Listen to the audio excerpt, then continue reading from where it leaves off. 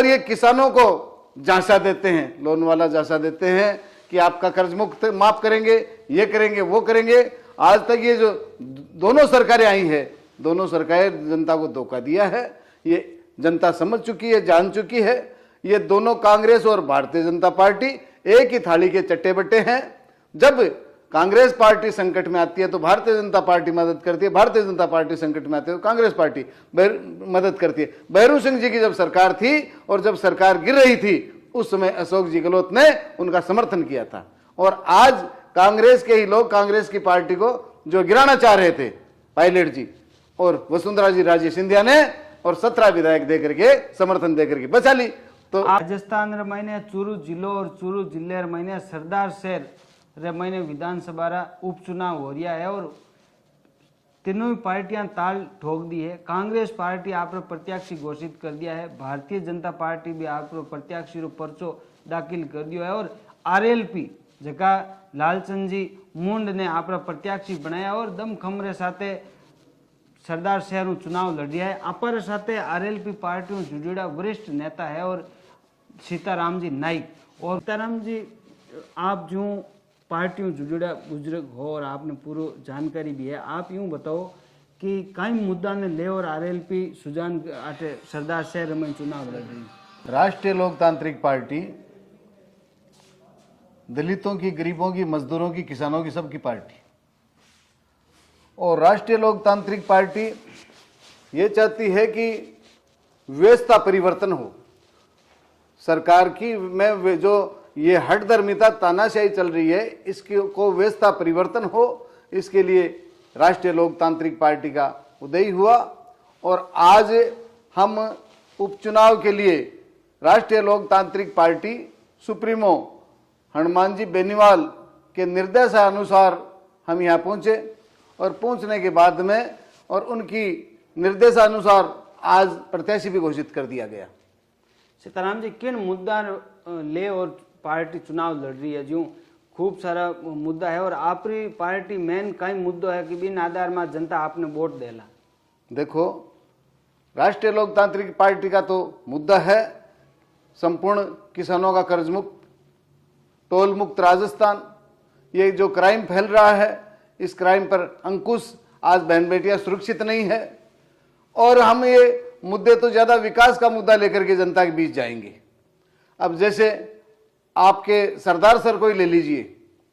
सरदार sir में कांग्रेस और Bharatiya Janata party दोनों यहाँ से चुनाव लड़े और ये स्वर्गीय भंवरलाल जी शर्मा साहब यहाँ से 6 बार चुनाव जीत चुके, 7 बार चुनाव जीत चुके। ये चुनाव जीतने के बाद में जनता से प्रत्येक बार वादा करते थे कि आपकी रक्षा और सुरक्षा हम करेंगे और आपकी समस्याओं से निजात दिलवाएंगे। यहाँ पर देखने को मुझे मिली, मैं आज 10 दिन से यहाँ घूम रहा हूँ, यहाँ सबसे मोटी समस्या तो हॉस्पिटल की समस्या है।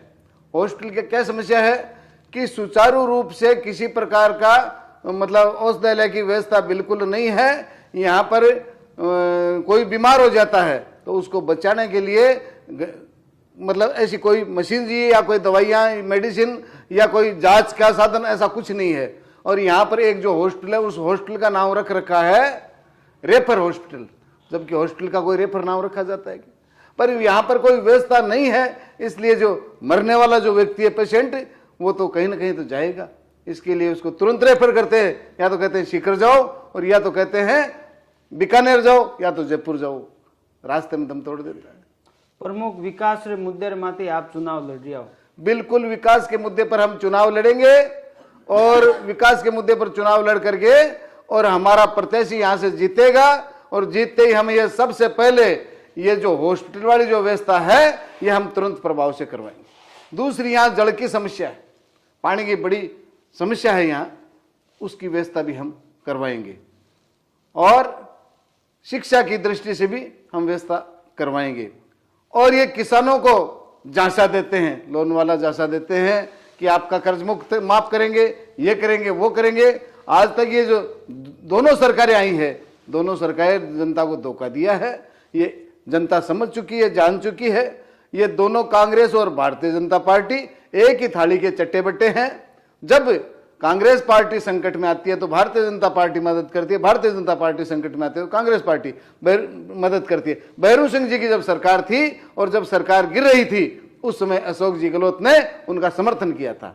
और आज कांग्रेस के ही लोग कांग्रेस की पार्टी को जो गिराना चाह रहे थे, पायलट जी और वसुंधरा जी राजे सिंधिया ने और 17 विधायक देकर के समर्थन देकर के बचा ली। तो आपके कहने के हिसाब से दोनों का मिली जुली का खेल चल रहा है।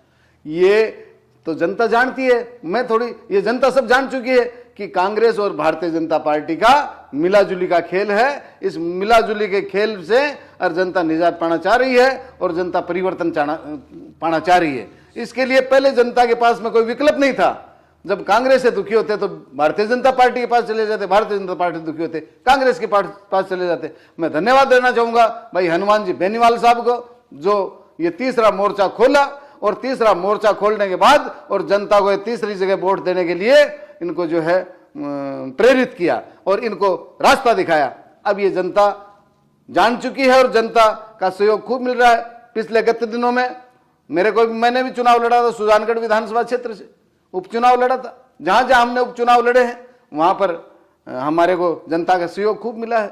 जब मैं चुनाव लड़ा था 2021 में उपचुनाव हुए थे तो राष्ट्रीय लोकतांत्रिक पार्टी से मैं जब चुनाव लड़ा था तो जनता का मुझे बहुत सहयोग मिला और कांग्रेस और भारतीय जनता पार्टी के दांत खट्टे कर दिए आपको बात। और अब आगे बल्लभनगर की स्थिति देख लीजिए, बल्लभनगर में भारतीय जनता पार्टी चौथे स्थान पर रही। तो जनता का हमें सहयोग मिल रहा है। और यहां पर भी अब मैं 8-10 गांवों का दौरा किया था, मैं कल भी किया था, आज भी किया था। तो मुझे हमें राष्ट्रीय लोकतांत्रिक पार्टी को इसका सहयोग खूब मिल रहा है जनता को। ये सेमीफाइनल का गेम है, तो सेमीफाइनल गेम में ये जनता हमें सहयोग खूब देगी और खूब देगी। कांग्रेस और भारतीय जनता पार्टी को सरदार सर से हम इनको विदा कर देंगे, धराशायी कर देंगे और आने वाले 2023 में तो हम राजस्थान से भी दोनों सरकारों को विदा कर देंगे। बहुत आपको शुभ नाम और पार्टी में आपको कई पद है? मैं तो पार्टी का कार्यकर्ता हूं एक, और मेरा नाम सीताराम नायक है। राष्ट्रीय लोकतांत्रिक पार्टी वरिष्ठ नेता सीताराम नायक और सुजानगढ़ विधानसभा क्षेत्र से उपचुनाव लड़ा और सब मुझे ये वरिष्ठ नेता के नाम से ही जानते हैं। नेता